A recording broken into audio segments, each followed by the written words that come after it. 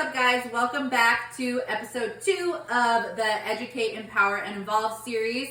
Kim and I are back, and today we are going to touch on meal prep, nutrition. You guys had a bunch of nutrition questions for us, so we're going to let you guys know kind of what our staples are, and then we're going to address those questions as well. And yeah, as we get started, we're just going to be multitasking. It's going to be very casual. We're in our element, the kitchen.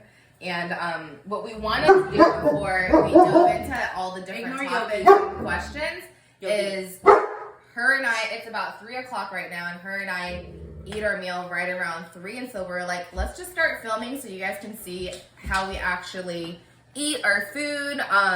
Not glamorous. Not glamorous. So we're in Danielle's house, and I was kind of grab and go, kind of in a rush today. So I just dumped all my food in here. And she has her food on basically the same thing. We're eating our lean protein and our veggies. And then I was just telling her I'm starving right now and I don't want to wait to eat before we start recording. So I'm just snacking on a cucumber with some of this right here. So just starting with a little diet hack to hold us over so we aren't hangry right off the bat. And then we're going to get into our grocery staples in just a sec.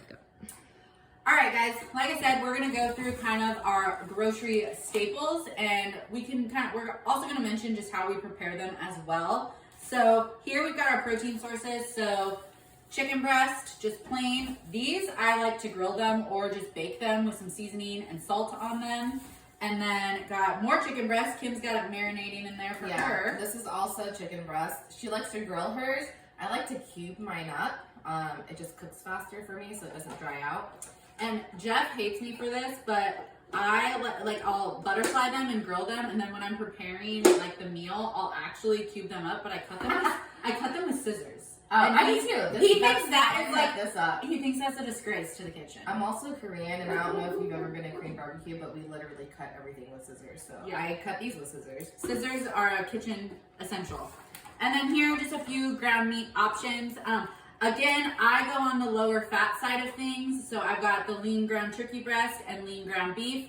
If you're going to eat a higher fat diet, you could also just get ground meat, just get the higher fat versions of it. And then also some easy on the go, I know this is one of the questions, protein sources, are these tuna packs versus the tuna cans. So this you can just open up and eat out of the pack versus having to have like a can opener. Super tasty, just add some seasoning, pickles, mustard. And they have flavored ones. Yes. Almond butter. Really almond butter. We actually have a flavored one right here. Yeah, the Canadian in the back says almond butter is really good in it. This is just like an urban garlic one, so they've got tons of different flavors. Whole eggs, good protein source with some fats in it. And then for all those bikini girls out there, all the egg whites. And guys, this might sound gross, but like these are great traveling options too, because literally all you need is a microwave. I mean, you can drink them too, but you just need a microwave. You don't always have to cook them on the pan. They don't look as pretty and the texture is a little weird, but it gets it in. And then obviously, like, we both drink protein powders as well. I do the vegan option. I just do regular, but I'd always choose food over protein. Yeah, but it is a good on-the-go option. Definitely, yeah. And then for veggies, I like having just like spring mix and spinach on hand because you can just like throw it into your rice and meat, or for spinach, you can throw it into your egg whites and have like a little omelet or again, salad, but it gets those micronutrients in. And this does give you a ton of volume too. So for me, I don't weigh my veggies, but I'm pretty consistent in terms of like how much I use. But yeah, good for just staying satiated and giving you more volume. I don't typically buy fresh veggies, as weird as that sounds. I love my frozen vegetables. So here she has the whole green beans. I like there's the French sliced green beans version. The texture is just a little different. Kim, you know. Yeah. And then right now my go-to is the stir fry vegetables. It's just kind of an assortment. It's better than buying, bags of all these vegetables separately just to save space in the fridge. Those are stir fried too. Another veggie medley here. Again, great for just staying full. we showed this earlier, but her and I, we have pretty similar meals, kind of by chance. Yeah. We don't have carbs in this meal, which always isn't the case. But when I don't have carbs, again, all the vegetables. It's also a rest day for me too, so Same. I don't have carbs in this meal, but I do have them in other ones. Mm-hmm. So this is just a really good, easy. It's got the protein in it, so it's gonna be filling. And then I also will have fat with this meal as well, just to keep me satiated. And another thing with these too, you could microwave them, but I also like throwing them just frozen on the pan and then like pan frying them, and they get like that crispiness on it. Because when you microwave it, sometimes they get a little. I don't ever microwave it. Yeah, I like to steam it on the pan. Yeah. So I'll dump it on the pan, cover it, walk away, and multitask as it steams. Yeah, so, I like mine on the pan. Like even like the burnt, we were talking about this the other day, the like burnt crispness. It like I love adds burnt flavor. food, Yeah, which is great because I burn my food. and I feel like consistency is why, or like the consistency of the food is why some people like don't like leftovers. They're like, oh, it's mushy, or like they don't stick to their meals because they don't like it. So find a way that makes it tasty to your taste buds and just like how it feels in your mouth. If that's something for you. Texture's everything. Yeah. Yeah, go ahead. These are hers, so these are the frozen blueberries. Yeah, I just love, because now I am in my improvement season, so my carbs are a little bit higher. So frozen berries, again, awesome option. Antioxidants, fiber, all of that. And again, it's nice having it frozen because you don't have to feel like you have to go through them super fast, and they don't go bad, and you're not wasting them. And that's the main reason, honestly, why I get the frozen veggies is because it doesn't spoil. I overlooked this, some Pico De Gallo. My favorite. If you look at the label, like this one only has 5 calories per serving, and a serving is 2 tablespoons, which is 2 heaping scoops, and that's awesome. It's basically tomatoes, right? I actually normally put tomatoes in my meals too. I have tomatoes in the fridge too, yeah.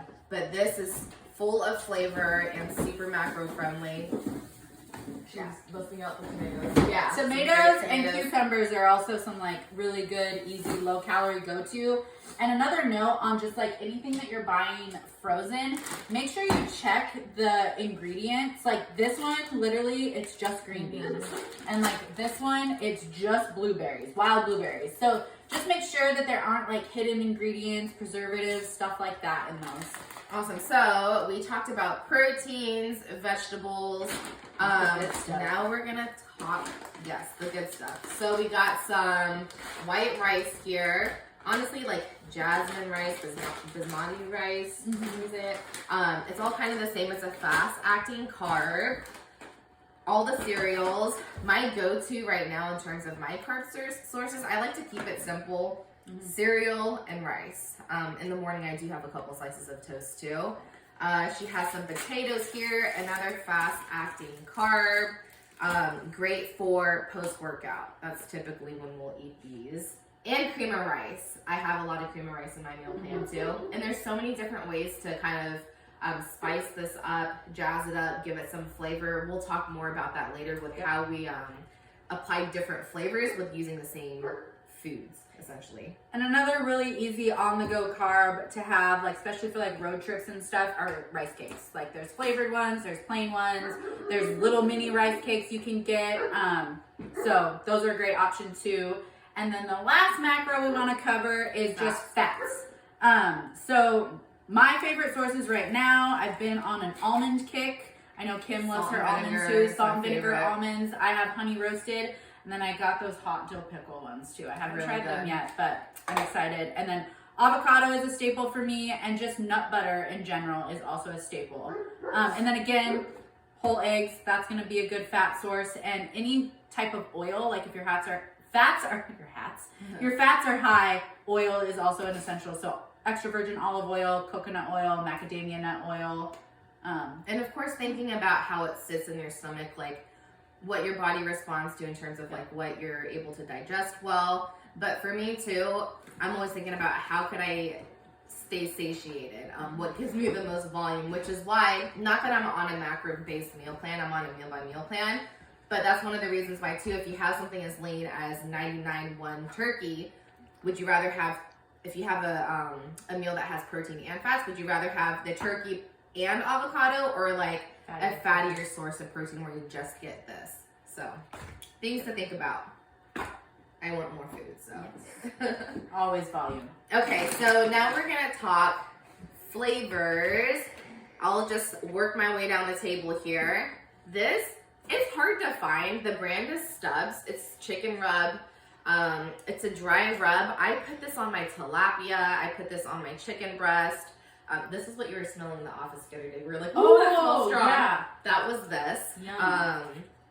And again, it says 0 calories on that. It's basically herbs, right?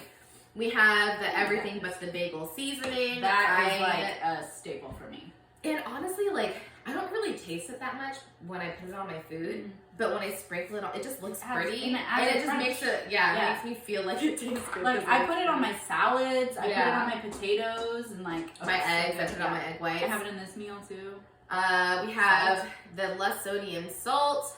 I use any and all salt. I do too. Those also, I just started adding this in just because I was having a little bit of trouble with like electrolytes. So that has potassium and just like added minerals. Okay. But pink Himalayan salt is great too. Right. And don't be afraid of salt. Salt the hell out of your meals. Just keep it consistent, right? I was eating a cucumber earlier. I don't know if you guys saw. But what I'll do sometimes is, this is popcorn seasoning.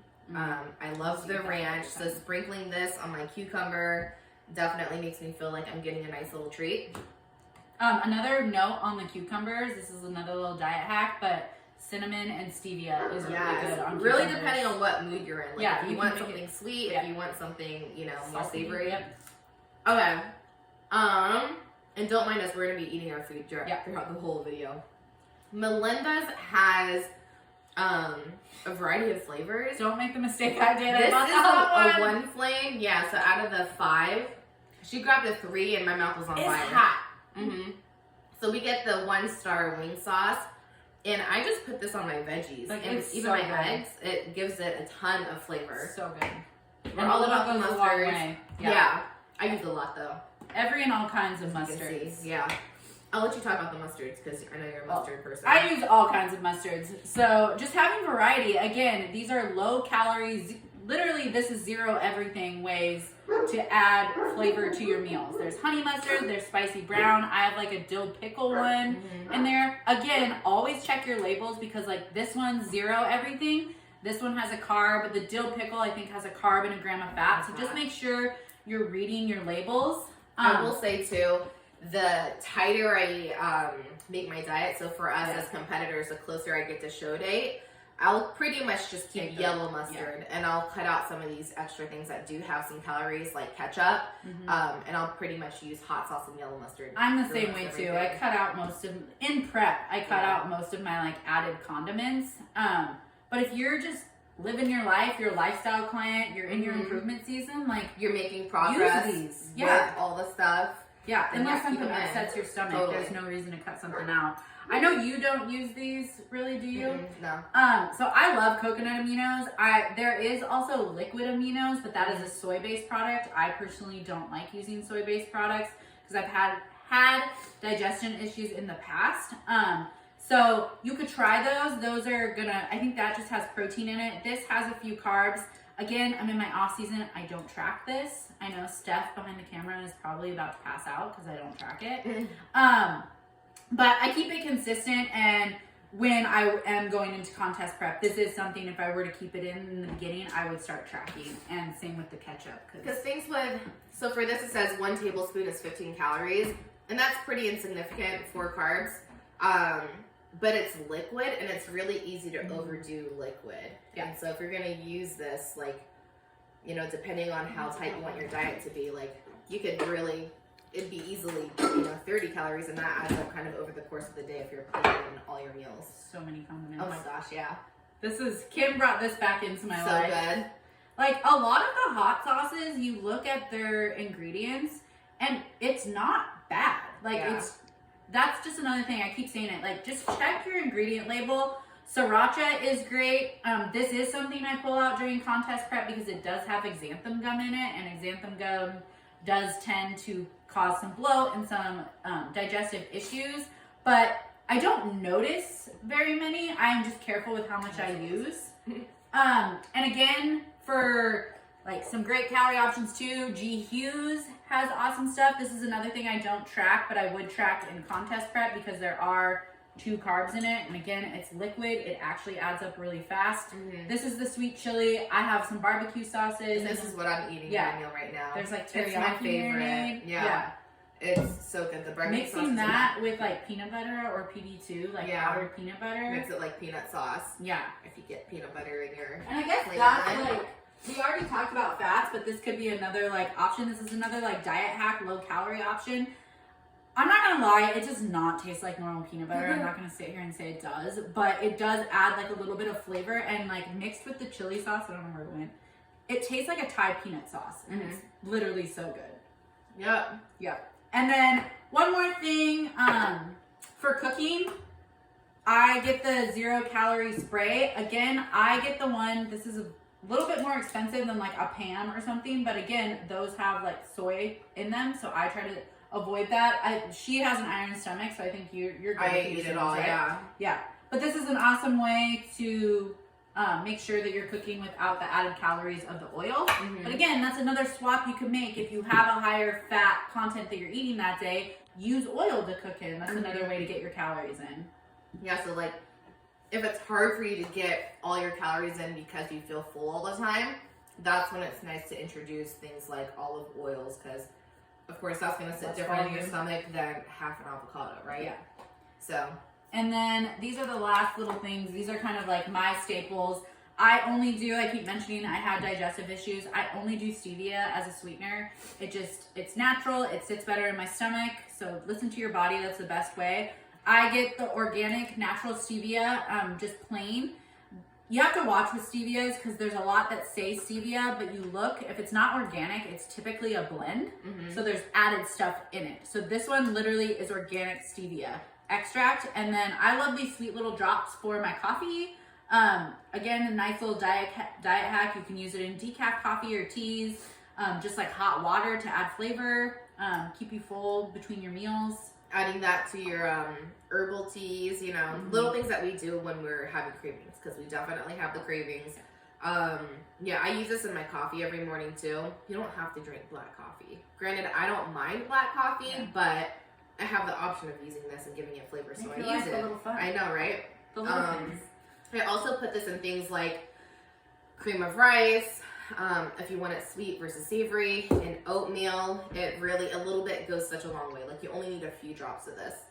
Yeah, I almost forgot these. So this is a new one that actually one of my clients asked me about. She asked me about adding like almond or vanilla extract, and I was like, that's actually a great idea. And they're super low calorie. Like this one has like 0.5 carbs for a teaspoon, and that's like enough. That's all you need. It gives it great flavor. I put it in my cream of rice. I put it in my oats, and then cinnamon. That's on everything. Yeah, everything. Cinnamon goes on everything. So, yeah, that's pretty much my staples. And do you have anything else that's in your fridge that you can think of? No, I mean, I pretty much brought everything that I eat. And I mean, for the most part, like, yes, this can be very monotonous, but if you get creative with the flavors, my chicken and vegetables in whatever I'm eating, it doesn't always taste the same. Like, if I'm in a different mood, I'll switch it up. And like, it makes the monotony a little less. Yeah. Barbecue sauce tastes completely different than sweet chili sauce. Wing sauce tastes completely different than coconut aminos. Right. So there's just, it doesn't have to be overcomplicated. Like making this meal took me 5 minutes. The longest thing that it took was letting it crisp on the pan. Yeah, same. So, yeah, I pretty much packed this up in about 5 minutes and I ran out the house. Yeah. So, yay. Okay, so we'll start with the cooking here in just a few minutes. And we'll dive into some of the questions that you guys sent in later too. All right, Steph, what do you got going on here? We have some ground turkey and some rice, and then you put it on a bed of some micros, mixed green. I just put a little bit of water in the pan with the food because I will just add moisture. Yeah, that's a good tip when you're reheating rice. Yeah. Or adding meat. Or meat too, Yeah, it puts moisture back in the meat. And I think that's something that a lot of people struggle with is like it's dry and they don't like the leftovers. And then if you put the lid on too, this locks the moisture in. Yeah, another tip too. Can you open the microwave? So I have this too for when you don't have time to put it on the pan. If you're microwaving it, add some water in and then have like a cover like this. You don't necessarily need this sort of cover. You could use a plate or something. And it just helps add moisture in. Or Same idea I have as another this. one. You can take a Wet paper towel. and then you put it like damp, and then you put it on top of the food. That's much better. What is this? It is just frozen stir-fried vegetables and ground turkey, coconut aminos, and sriracha. Yum. And then I have, what am I eating? Chicken breast and also frozen vegetables that I steamed with some sauces on it that we'll get into. All right, guys. So I just threw on my chicken breast. I have it cubed up. Already put seasoning on it before it was cooked, so when I had it in the Tupperware, I used the Stubbs chicken rub seasoning, and I put a bunch of salt on, and I am putting a lid to lock in the moisture. And what I'll normally do when it starts to cook more, just to make sure it doesn't dry out, is I'll add a little bit of water. It also helps it cook faster, too, with having the steam on it. So, heat's pretty high. Honestly, I'm just impatient when I cook. And so I crank up the heat. Did you say you do your egg whites like this too? I also cook my egg whites like this. In the morning I get egg whites and a whole egg. I like my egg yolk to be half cooked. So I like it a little runny. And when I'm on prep especially, if I pop my yolk, it really Ruins your day. ruins my meal. And so by covering it with a lid, I don't have to flip it, and that way the yolk doesn't pop. And then I just slide it off the pan. It's actually genius onto my because I always struggle with like overcooking my yolk, where Yeah. like I go to flip it and it breaks, and I'm Yeah, like, that's no. literally. So yeah, by covering it with a lid, the bottom cooks on the pan, the top cooks because it's getting steamed, and that way you don't have to flip it. So, yep. Great idea. And then for me, when I'm cooking my meats, like I said, chicken, I always make Jeff grill it or we'll bake it. And then ground meat, just cook on the pan. And then I store everything in my fridge in plastic bags because it's less room and it's less dishes, so less time. When you're storing it or after you're done, you just throw the plastic bag away. I know, not good for the environment, but it's good for time management. And so what I'm doing now too is some of the pieces are a little bit thicker, and again, just for time efficiency. So I have some scissors, and I'm just gonna snip the bigger pieces just to open it up, and it cooks just a little faster. Oh my God, I'm recording this and I'm gonna send it to Jeff because he's literally gonna die because we're using a non-stick pan, which he hates. B, we're using metal on a non-stick pan. Which I am making sure I'm not scraping the pan, by the way. So And C, we're cutting with scissors. I always cut with scissors. Okay, so that's gonna make it cook a little faster too. And now I'm also gonna add a little bit of water. I'll just use this. And then while she's doing that, I was gonna kind of talk about how, so while my meat's cooking, because that usually generally takes a little bit longer, for potatoes, I always cook them in the air fryer. If you guys don't have an air fryer, get an air fryer. Cook them in the air fryer for about 30 minutes on 350. And for rice, get a rice maker. It's so easy. Kim taught me the Asian way how to make rice. But it's like literally a cup of rice to a cup of water, and you hit power, white rice, and you just let it go. And then Kim says, make sure you can put your hand. Yeah, so the trick is so that you're not having to measure out water, especially if you're traveling or something like that, if you bring your rice cooker. Put the rice in, put the water in, and then if this is the rice in the rice cooker, I just put my entire hand on top of it, just enough so the water covers the top of my palm. If you're a guy and you have bigger hands, another way to do it is just to put your finger down against the rice, and that water should hit that first line on your finger. So that's a little cooking hack for rice. And then for vegetables and stuff, because we do the frozen ones, like there's literally no meal prep to that. So once you did that, got all your meat cooked, put them in plastic bags, cook your carbs, put them in plastic bags, then you literally have everything prepped for the week. All you have to do is just put it in your Tupperwares and go. And so it's been, I don't know how many minutes it's been, but my chicken is already done. Now I am again going to be on the go here in just a second. So I'm going to measure my chicken directly with my Tupperware. And this brings up another point. A very big kitchen staple is a food scale, because measuring cups can be very off with certain things, like chicken, Rice. I feel like the only thing it's super accurate on is liquids. True. And I wouldn't even say super accurate. Yeah. All right, so that is, it just went up for whatever reason. There it goes. So I'm done with my chicken. And, let's go. Sorry. All right, we did the frozen vegetables introduction earlier. And again, another reason why this is really great, I don't have to chop up all the different vegetables separately. It's already cut up in the bag. I'm just gonna use all of it. Yeah. And note, she did her chicken first, and now she's putting her veggies in there, so they're already gonna get some of that flavor from the chicken. And again, covering it with the lid. Normally it's a lot more frozen than this, so again, as I cook, I multitask. Cover the lid, walk away. By the time I come back, it's done. We'll just let this sit here for another 2 minutes, and then I'm going to put it in my Tupperware, and then we'll show you how we season it as well. Okay, so while that's finishing cooking, we are going to start going down the list of questions we got. So, what is number one? We'll start with the first. What are easy on-the-go protein sources? We talked a little bit about this in the beginning. Danielle showed you the tuna packs that she has. This is not only great for traveling, but if I'm midweek and I just happen to not measure my groceries right and I've run out of cooked chicken, I don't have time, and I gotta head out the door, this is great as just a plan B to have at home. Yeah, and they stay good for a while. Right. So it kind of freaks me out, but Another thing that I do as like a backup lean protein option, if I don't have the tuna packs, sometimes I'll have the chicken breast cold cuts too. It's a little higher in sodium, but again, just a great plan B to have in case you don't have time to cook and you just need to grab and go. That's what I was going to say, deli meat. Yeah. It's a great on the go. And I know the person that asked this said besides cottage cheese or jerky, but jerky's a great option. Like if you're traveling, you only stop at like a gas station. Jerky is awesome. Cottage cheese, Greek yogurt, any kind of yogurt. Just packing your protein powder. String cheese. Yeah. The pre-made protein drinks, just make sure again that you read your labels because not all of them have exactly.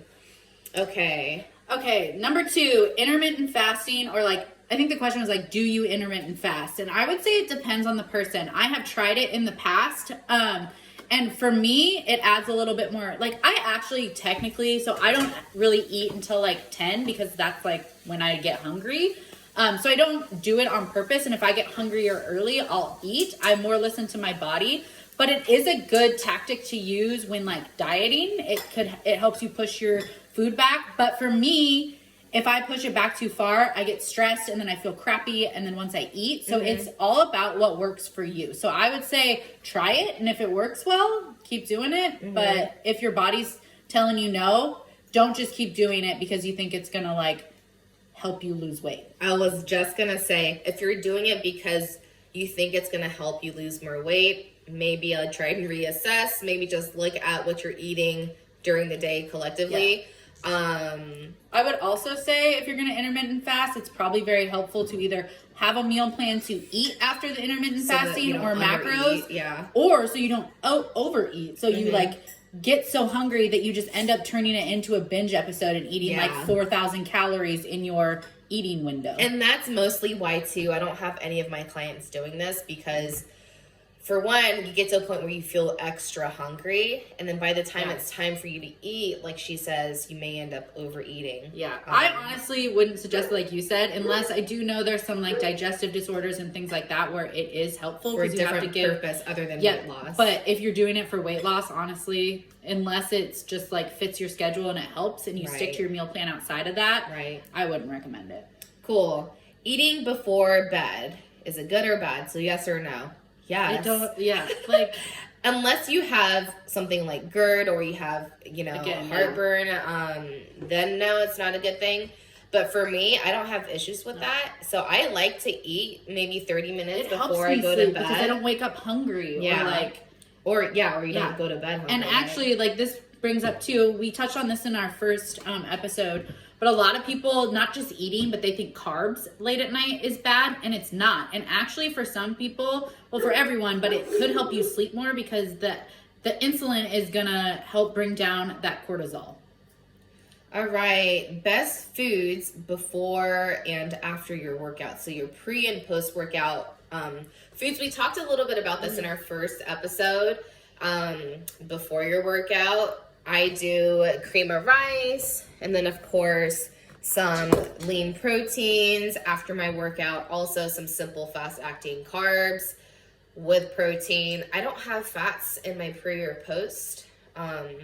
But if you do have the fats, put it in your pre-workout so it keeps you full through your workout. And then keep that post-workout lower fat so then your body just absorbs it and doesn't slow down the digestion. Yeah, so other simple carbs other than just cream of rice. We talked about last time. I do dry cereal. Some people like to do it with, almond milk, the unsweetened almond milk, rice cakes, rice, potatoes, all great options and all yummy. Yes. All right. Besides tilapia and cod, what other fish options are there? And then they asked salmon ? So the difference between the two, tilapia and cod, are lean protein sources, hardly any fats in it versus your salmon. Some of my clients, I put salmon in the last meal, and the reason why I do salmon instead of tilapia or cod is because it has more fats in it. It's going to be slower digesting throughout the night.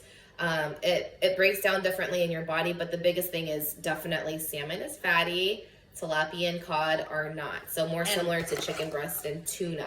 Yeah, another Also option lean. for fish. They asked. And there's swai and halibut. Yeah. Shrimp even. Oh, shrimp, yes. Okay, so are you able to find the best diet through finding out your blood type? There's all sorts of information out there about this. For me, I would say it's not important for me. I'm a type A. I actually don't know what they say is good for a type A for your diet. But my approach to it is if you're wanting to know what the best type of diet is because of how it sits in your stomach with how your body responds to it and how you digest, do an elimination type diet. Eat X amount of foods and pull things out slowly to see how your body responds, or add things in gradually to get what your biofeedback is and see because if you're adding in a bunch of different things at once, you're not going to know what your body's responding to in a negative or positive way. So that's my initial thoughts to that. And then the food sensitivity, because a lot of people will bring up food sensitivity tests, and the thing that comes up with those is a lot of those that they're going to show, because your body slowly builds up intolerances to things. So it's going to show a lot of things that you're eating a lot of, and then you're going to feel like you have to cut that out. If you start reacting to a food, like she said, cut it out for a little bit, see how you feel, and then you generally can add it back in. But like she said, when you're adding foods back in, add in one at a time, because if you add too many things in, you're not going to know what's working and what's not and what your body's reacting to. So use your body as your best tool for that. Right, is kind of what we're saying. Everyone's built differently, right? And also give it enough time. Don't be don't be so quick to be reactive to things. Give it some time to actually see if that's, accurate or not. And if you're having real big issues, go to the doctor. We are not doctors. Right, that part. All right. Can high caffeine tolerance for years cause future health problems? So caffeine is something I feel like, especially in our society right now, we're a very high caffeine society. There's caffeine in a lot of things. It does help. It's an appetite suppressant. It does help through meals. So when you're dieting, you do tend to overuse caffeine, I would say. So using it is not bad, but I would say be aware of how much you're using. And if you get to a point where you are using a lot, make sure that it's followed by a period where you're cutting back, because it does it does affect your adrenals. It raises your cortisol. And this question is a little ambiguous. Future health problems. Yeah, so it's future health problems. Well, what else are you doing? What type of lifestyle are you living? What's your food? What's your exercise? Aside from just being concerned about your caffeine, right? Just be aware of how much you're taking in, I guess, is what I would say. Right. All right. Last question. What are common diet myths? I think we talked about a couple. Eating before bed. That's a diet myth. Carbs make you fat. Right. Carbs are our friends. Other Especially diet if you're myths. working out. Yeah. I try to push them so far in the back of my head. Steph, do you have any diet myths? Another thing too is people have fat burning workouts. fat burning workouts or fat burning foods. Mm-hmm. And also, your protein intake doesn't have to be as high as some people think. You know, like if you're a 130-pound female, you don't need to be eating over 200 grams of protein. It's actually going to weigh your body down, and right. it's going to affect digestion. So making sure that your macro ratios are, you know, efficient for you, effective. Have a coach that you truly trust to, you know, give you your numbers. I feel like that's something that I actually see a lot with a lot of my female clients is they're eating way too much protein and then not enough fats or way too much proteins, way too much fats and not enough carbs is another thing. And then this is like, it goes into diet, but I think it just goes into like diet and exercise mentality. Less calories is not always the option if you're not seeing results. It could be that your body needs more fuel. It could be that there's something else going on internally that's not necessarily diet related. So if you're eating basically like 900 calories and your body's still not responding, doing more in the gym and eating less food isn't stressing your body. Yeah, it's stressing it out more, and you're just doing yourself a disservice. So making sure that you're being very aware of your body's biofeedback, because your body is your best tool and it's going to tell you what it needs. Another thing I just thought of too is if I have to choose between cardio and lifting, if I'm on a weight loss, you know, journey, I'm always going to want to lift weights. Like a lot of people when they're trying to lose weight, they just do a ton of cardio, and then they forget to do the resistance training, the high intensity workouts. Training over cardio. Yeah. And like this is getting outside of nutrition, but the hashtag like no days off, like please take your rest days, take them seriously. And then another one I'll touch on is sleep. Like a lot of people are like, oh, I got 5 hours of sleep, I'm good. No, 7 to 8 hours at least. Please prioritize your sleep. But I think that is all we're going to cover here. I think Kim is just finishing up this meal. Salt, all the salt. Salt is another thing for pre-workout that we touched on. Sodium is really going to help with the blood flow. So have a good amount of sodium before you go into your workouts. And this actually finished, you know, pretty much 2 minutes after I put it on the pantry. Oh, look at that. Veggies down! Yeah. So again, cooking this entire meal for me, it took less than 10 minutes. Granted, we're even multitasking in between. Yeah. So I just topped it off with salt. I am feeling like I want something sweeter, so that is what I'm putting on here. And I'm not measuring this, but again, I'm pretty consistent with how much I put on it day to day. And something like that, you could measure it the first few times and you get like an eyeball version of like, what it looks like. And then you can kind of go from there. But I think we are going to wrap things up there because Kim has something she needs to go to. So thank you guys for joining. Thank you. And we will see you guys on the next episode.